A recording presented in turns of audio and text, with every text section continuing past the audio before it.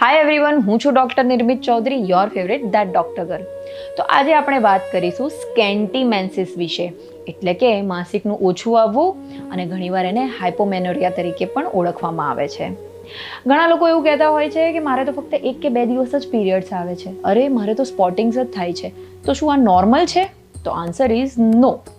જો તમારું માસિક ઓછું આવતું હોય, થોડા ટીપા જ આવતું હોય અને દર મહિને જો માસિકનો સ્ત્રાવ ઓછો થતો જતો હોય તો તેનું કારણ શોધવું ખૂબ જ જરૂરી છે.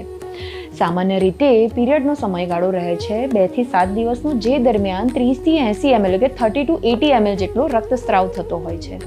Now we will talk about scanty મેન્સીસના કારણો શું છે. 1.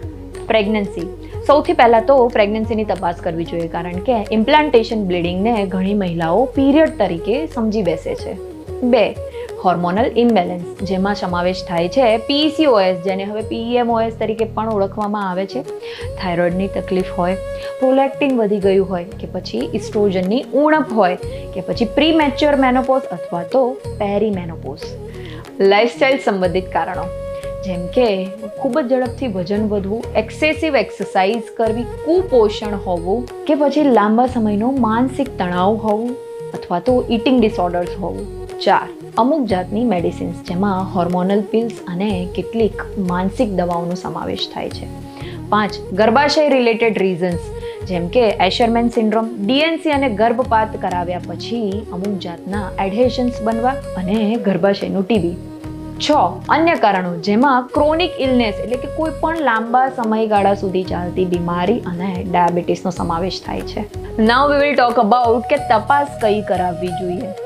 જો દરેક દર્દીમાં દરેક તપાસ કરાવવી કંઈ જરૂરી નથી.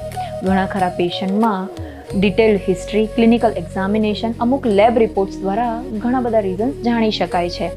આ સિવાય પેલ્વિક અલ્ટ્રાસાઉન્ડ એટલે કે સોનોગ્રાફી દ્વારા પણ ગર્ભાશય અને અંડાશયને લગતા કારણો શોધી શકાય છે. નાઉ what is the treatment part?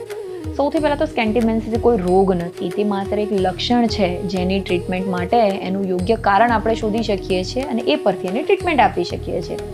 જેમ કે PCOS હોય તો વજન ઉતારવું જોઈએ, નિયમિત કસરત કરવી જોઈએ અને હોર્મોનલ પિલ્સ હેલ્પફુલ થઈ શકે છે. થાઇરોઇડની તકલીફ હોય તો તેની સારવાર કરાવવી જોઈએ. જો પ્રોલેક્ટિન વધુ આવતું હોય તો તેનું કારણ જાણીને તેની યોગ્ય દવા તમારા ડૉક્ટર જોડેથી લેવી જોઈએ. જો ઇસ્ટ્રોજનની ઉણપ હોય તો ડૉક્ટરની સલાહ મુજબ હોર્મોનલ પિલ્સ લેવી જોઈએ. જો એશરમેન સિન્ડ્રોમ હોય તો હિસ્ટ્રોસ્કોપિક એડહેસિયોલાઇસિસ દ્વારા તેની સારવાર કરી શકાય છે. અને જો કોન્ટ્રાસેપ્ટિવ પિલ્સના કારણે થઈને પીરિયડ્સ ઓછું આવતું હોય તો તમારા ડૉક્ટરની યોગ્ય સલાહ લેવી જોઈએ. માસિક ઓછું આવવું